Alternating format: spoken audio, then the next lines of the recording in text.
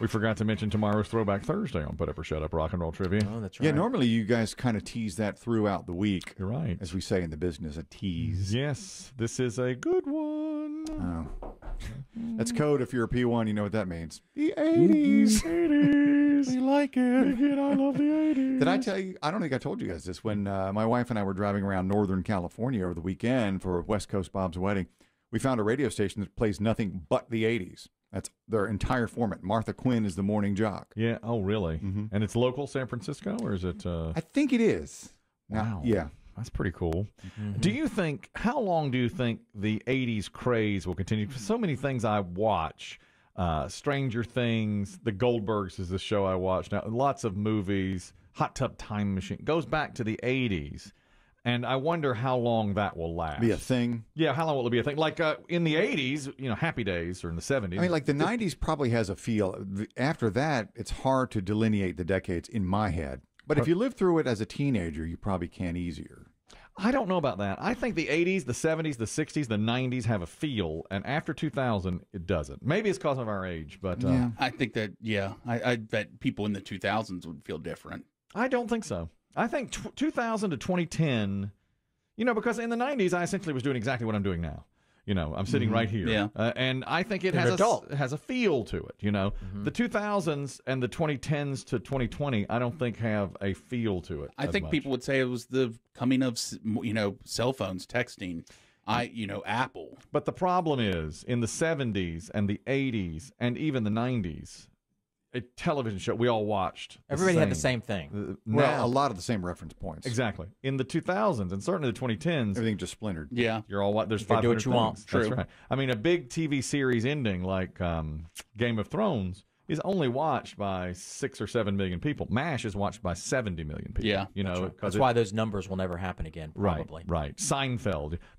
What's the last really big, watched by more than 30 million people television show finale? Ooh, that's a good Friends? question. I was going to say, did Friends end after Seinfeld? What about Yeah. Lost? Did that have that many numbers? I thought about Lost, but I don't think it's as high. I think Friends Yeah. is the last one that had, like, it's must see. This is the finale. You've got to watch it. And, you know, a big part of the country did. Now, you hear about The Sopranos and you hear about Game of Thrones, but it's on HBO and it's at a different Yeah, time. when you see the Numbers are numbers. Yeah. But I do think the 80s probably has about 10 more years left in it. See, I think the 80s is so much, there's so much to take from and so much fun. I mean, you still have young people having 80s parties. I know. And the dress, the music. Yes, that's true. But That's when it moves to that term of oldies, exactly. from classic rock to oldies. Now, I listen to a lot of radio. He does. And I do. And it used to be, like when I was a kid, it was the 50s. the 50s, 60s, 70s, and today, you know. And then it became the 50s were oldies. Oh, yeah, they were oldies. Oh, of course. And it's like the 70s, 80s, 90s, and today. And now it's the 80s, 90s, and today. The 80s is the last one. Yeah. Today's a giant umbrella. Right. You can say today, and you get anything from 2000 forward. 80s, Right. 90s. I think eventually they'll have to lop off the 80s and say, you know, the 90s, 2000s, and today. Yeah. Eventually. That doesn't flow. Doesn't flow. You can't hear a DJ say that. Also, and this is really inside like semantics, but you know, when you say the 20s, I think everybody thinks of the 1920s, right? The Roaring 20s, the 50s, the 60s. If you're the 70s. a certain age, yeah. But I don't think anybody says the 20s or like in the 30s we'll do this. I don't think people think of these as the 20s and 30s, even though they are. We're in the 2020s. Right? Yeah, I think people call them the 2020s. Just a different. I think when you say the 50s, I'm not saying 30 years from now. I'm saying the 1950s. That's right. Always, yeah. It's weird like that because we just don't call them that. And What do you think the biggest shift in music was from the beginning of a decade, like 80 to 89 for music? I mean, how much did the tone change in the music? Was it 70 to 79 or 80 to... What do you Because I mean? don't think the 50s. I feel like it They was... were all the same, I think. Yeah, 60s maybe. Well, 'cause- rock and roll didn't exist in 1950. Well, yeah, that's true. You know, Maybe that was I mean, the Elvis biggest... Presley was 50, 55, 56. Well, you're right. When I think of the 50s, I think of that rock and roll. But when you think of 1980 and the songs that were hits in 80 to 89... Big difference. Which there was a lot The of Pina garbage Colada in song. 89. Big difference. Exactly. And Huge difference. And the last song of the 80s to be number one was that Phil Collins ballad. We just talked about that, Another Day in Paradise. That was the last 1980s number and one. Pina Colada song was the first. That's right. That was the first one. And I think when you think of 80s music with that feel to it, it's more like 83 to 87. I mean, you've got hair bands in there and Oh, yeah. Well, Synthesizers. synthesizers. and I will say, the 80s is still a flashback decade for movies and shows.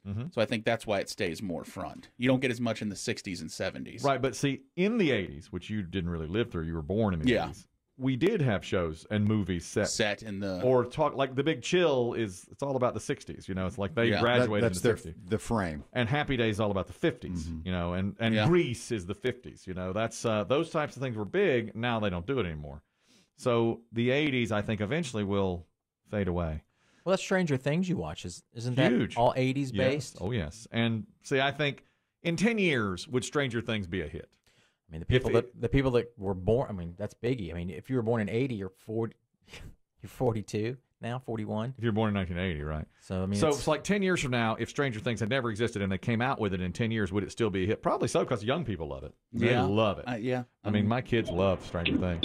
Lisa, you're talking about the decades in the 80s. Go ahead.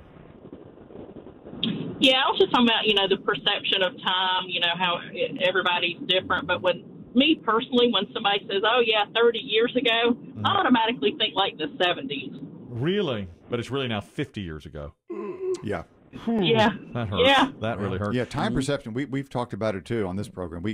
Kelly will say something happened 3-4 years ago, and it turns out it was 12 years ago. Yeah, I do that a lot. I do it all the time. Thanks, Lisa. Thank you. My dad used to say, you know, when I was a kid, he'd say, oh, gosh, this was 30 years ago, which meant the 50s at the time. And I thought, man, that's an eon ago. And now you say 30 years ago, and it's 1991, and it's like, that's not that long. It's because there's no marks in your life. There's no graduation for you. Now, there might be for your kid. There's no, you know, you got married, you had your, you finished junior high. But you, as an adult, you mark it with work, houses, you know, kids, that kind of thing. But I don't think of, when I hear of a song that's from that Jesus Jones song, that's from what, 90, 92? Yeah, maybe 90. And I don't think that is that old of a song. No, well, I really don't. When I pick the song, I pick the songs for Put Up or Shut Up. Yeah. If I pick like a song that's like Nirvana or Pearl Jam, I'll get emails that are like, quit picking new music. And I'm like, New music. This is 30-some years old. Yeah. Somebody just emailed today that today marks the day, he's a huge Nirvana fan, that Kurt Cobain has been dead longer than he was alive. What do you call it? Is Equinox Day or something? I'd never heard that term. I didn't either. I didn't print it. I thought there's no way we'll ever talk about this. You didn't even bring your phone in. Didn't even bring it in. You clicked on it, though. Can't even look it up. I read it and I was like, wow, he's really into Nirvana. Huge fan. Yeah. And Kurt Cobain now He was a teenager when Cobain died. That's right. And he was a huge Nirvana fan. So now Kurt Cobain has been dead longer than he's been alive. Equinox Day, great term. Yeah, I never heard it. That's right.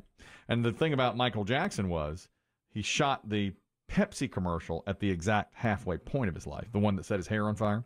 That was a question recently, too. There was almost, is right in the middle. Literally, he lived so many days before and so many days after, and that was right in the middle of his whole life. John, you're talking about music in the 80s. Go ahead.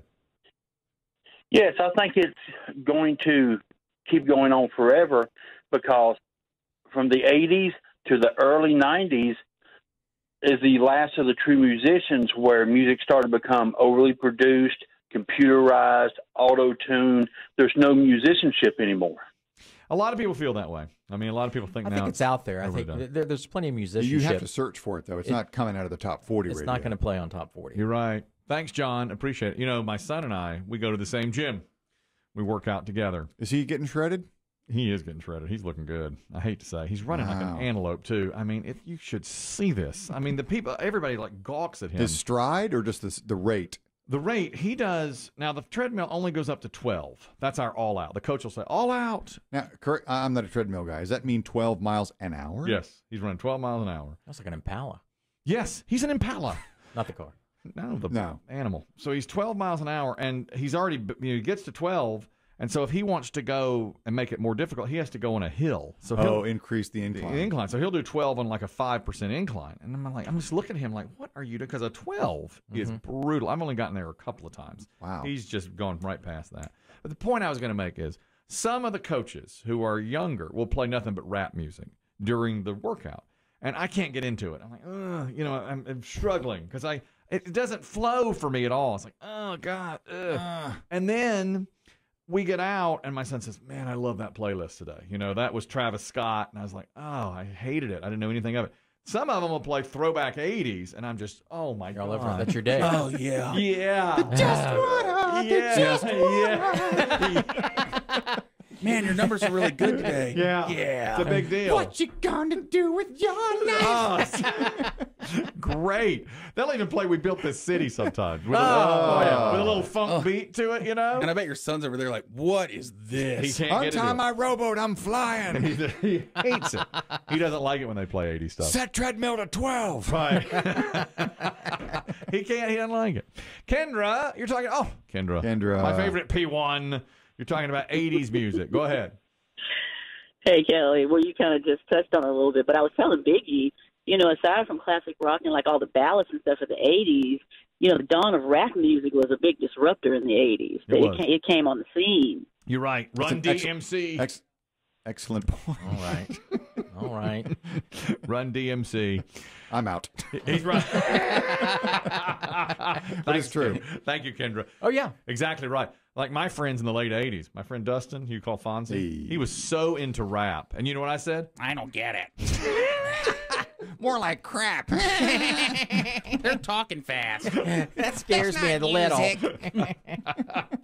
They're black. It's like I hope no bad people show up. Tie your shoes. my God, it's like you were there. Yeah.